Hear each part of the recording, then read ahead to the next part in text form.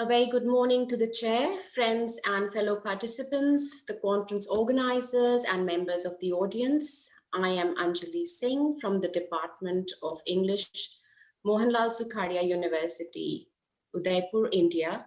And my presentation today is on floating identities, twice migrants of the Indenture Diaspora. My paper extrapolates the experience of displacement and homelessness, which has been a source of anxiety for the twice migrants, consequently giving rise to a distinct social formation in the Indian diaspora.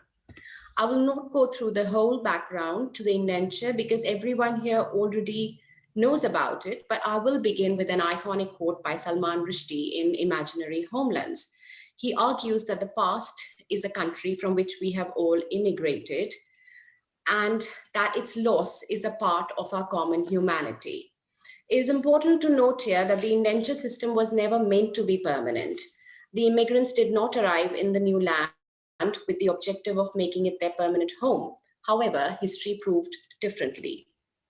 The long voyage on the ships from the east coast of India across the Indian and Atlantic Oceans to the plantation colonies was just the beginning of the sense of homelessness and loss of identity, which would pursue the indentured Indians as well as the subsequent generations for all time.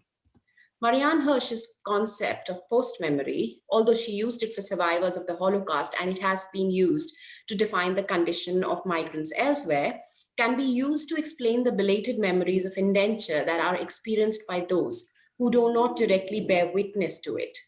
In his short story, Exiles in a Park, Subramani highlights the emotions of a group of Indo-Fijians who have been twice removed and are now living in Australia. He writes, "We are living the afterlife of that story, or altogether a different story, probably someone else's story. When does one story end, another begin?" he writes.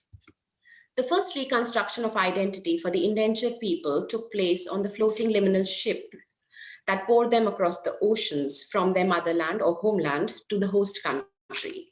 This was the first instance of diasporic remove from India.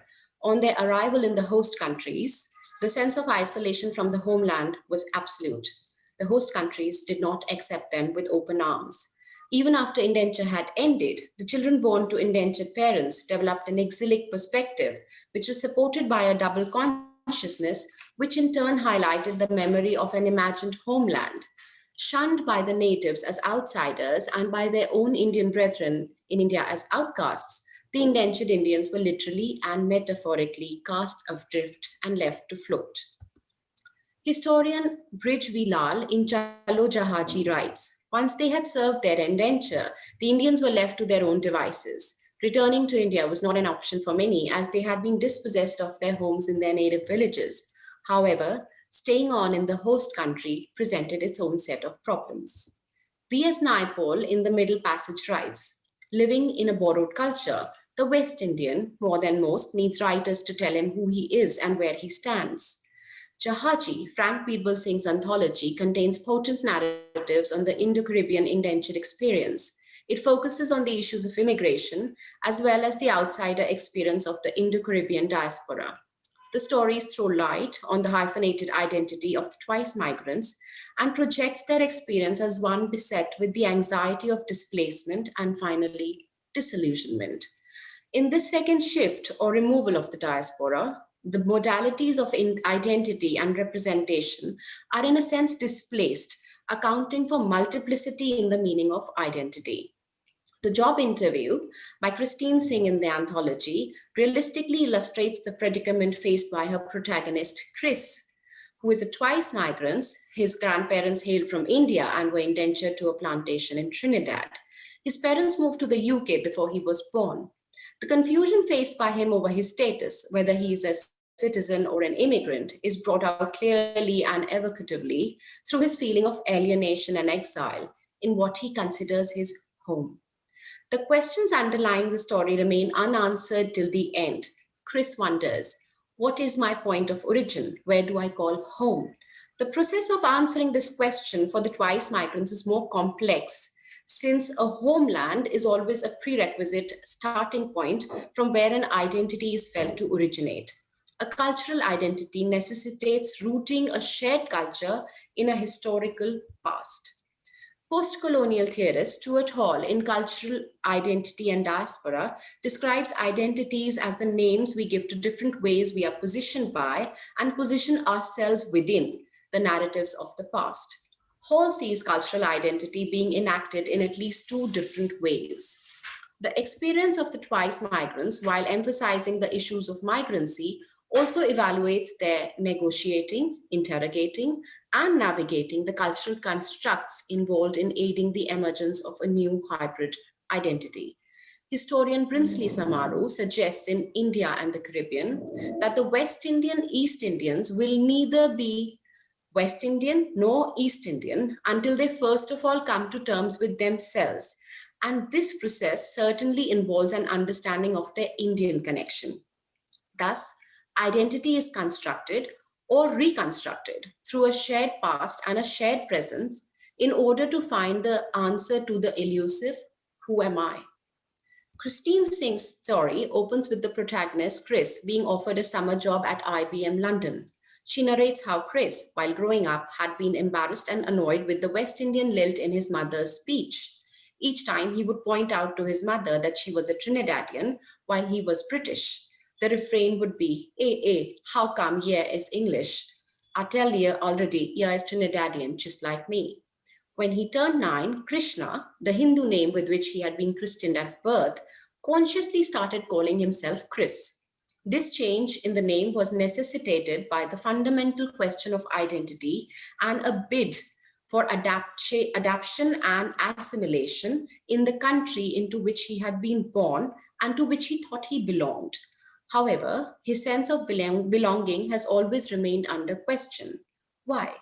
He was English, but the British considered him an Indian. The Indians considered him Trinidadian, and the Trinidadians considered him either English or Indian, but never their own.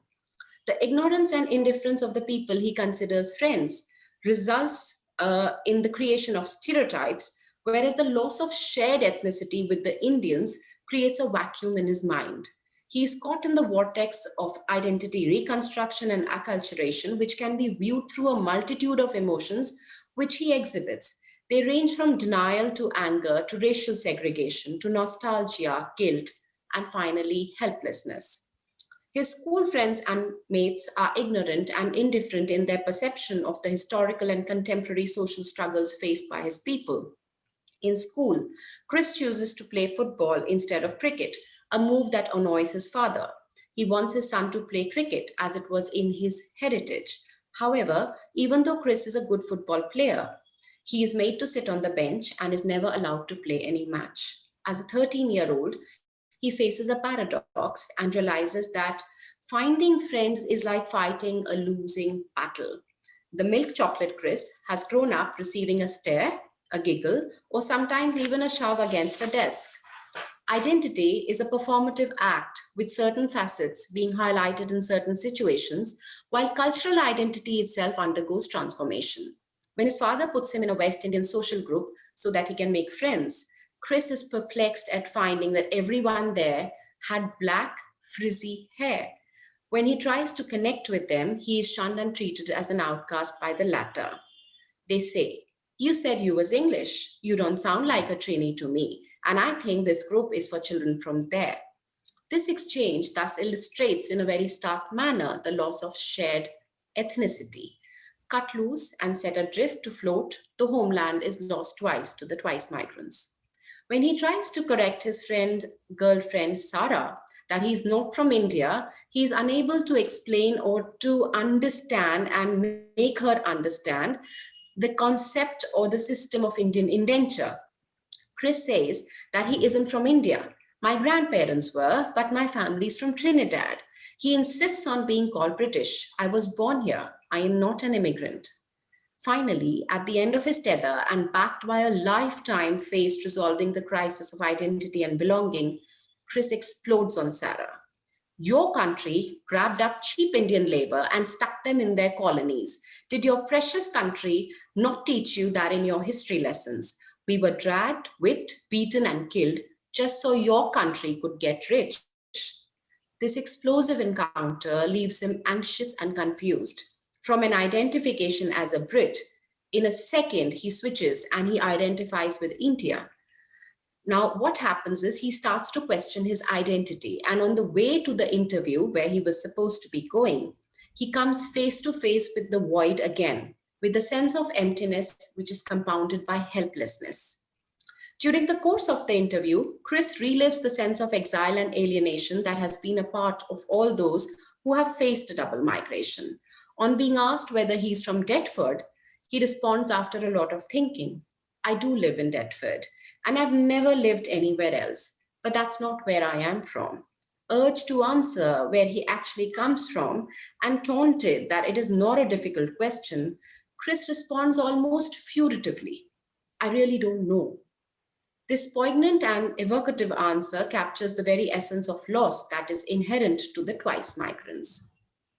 Thus, the exilic perspective of the twice migrants references the rise of a different poetics, showcasing how the memory of an imagined homeland plays a big role in reconstruction and negotiation of cultural identity. This new floating identity of the migrated citizen affects the longing to belong, since the migrant constantly juggles between adapting to the idea of the citizenship of the migrated land against the idea of being a neglected citizen of the motherland. I rest my case here. Thank you so much for listening to me, for giving me such a patient hearing. I would like to stop sharing my screen now. And thank you so much.